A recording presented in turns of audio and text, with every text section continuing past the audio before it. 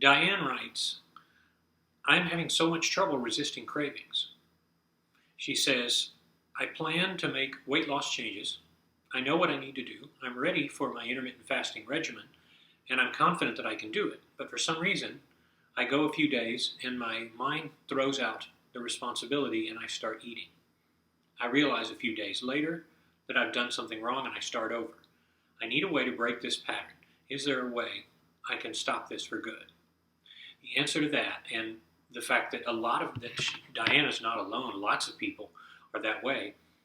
The problem is you don't know your own mind. You're conflicted about yourself and you don't even know it. So, for instance, an employee will do something like this very often. An employee will come up and say, I'll say, can you handle this? And they'll say, yes. And they'll leave me and they'll go behind my back and say, can you believe he asked me to do that? But they agreed to do it. Other types of employees will say, I don't agree. I don't think that's the right move. I don't think you should do it. Which employee do you think I like working with most? The one who tells me what I want to hear and doesn't do it, or the one who fights me and then, but later eventually has to do it? The answer is I'd rather have the one that fights me, because that one is still, I know the real him. Some people just don't have the advantage of knowing the real them. They don't realize that their own mind is working against them. And I want to explore something in brief detail. Gretchin Rubin, she's one of the biggest thought provokers today in the self-betterment movement.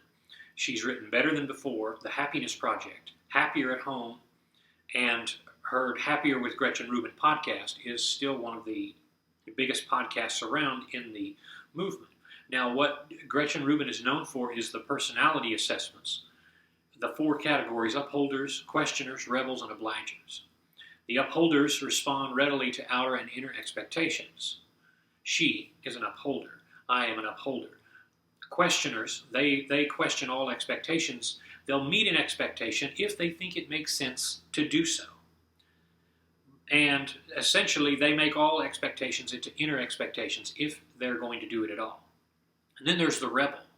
There's those who resist all expectations, inner and outer. And then finally, there's the obligers. They meet outer expectations, but struggle to meet expectations they impose on themselves. So, an obliger is someone who will do something because someone asked them to. They're more submissive. A rebel is someone like certain people in my family. As soon as you give them a requirement, their mind starts a way to beat it. So, Diane and others in this situation, are you an upholder, a questioner, a rebel, or an obliger? That's kind of a good way to categorize these. And of course, with the most of you who are fighting, who are having issues with this sort of passive-aggressive overeating, as I call it, you don't know yourself. You're a rebel. You have something in common with the artsy-fartsy types of people. Those who, they love the arts, they love political sciences, they're usually very left of center. As soon as you mention government, their blood pressure goes up and they sneer. And they're free spirits. They're these type of people who don't think they should have to be restricted. So maybe they let their weight get out of control. But the fact of the matter is, they haven't managed themselves and they don't know themselves. So when I give those type, we all have the different tendencies of these, by the way. So when you impose on yourself a regulation, if you're a rebel, your mind is constantly looking for, like a computer algorithm, for a way to circumvent the responsibility. So you'll be in a totally different frame of mind one day from the next. You'll be sitting there saying, I need to lose weight, I need to get more active, and then you'll start to think, why should I have to do that? I shouldn't have to do that. Other people don't have a problem with it, why do I? And your brain will talk you out of your obligations.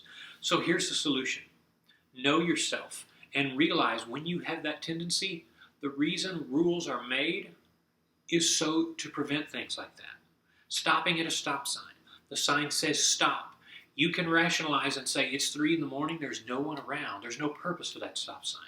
But you can still be ticketed if you cross it without stopping, because the law is made for the greater good, and you have to understand the purpose for rules. The rules of your fasting plan were put down so that you could see lasting progress. If you ignore them, you're going to circumvent your progress. You can rationalize all day long You need to tell your mind to relax. You need to speak to that part of you that says, I know I'm going to talk myself out of this, and you need to say, here's what we're doing. It's like being afraid. It's like talking to your lizard brain and saying, look, I note your objection. I know you're afraid, but here's what we have to do. I'm the rational part. I'm taking over. Understand yourself, and you'll find that all of these objections and obstacles start to disappear. But you have to do that. Passive-aggressive eaters, put yourself in control. Who's the captain of your ship? You are.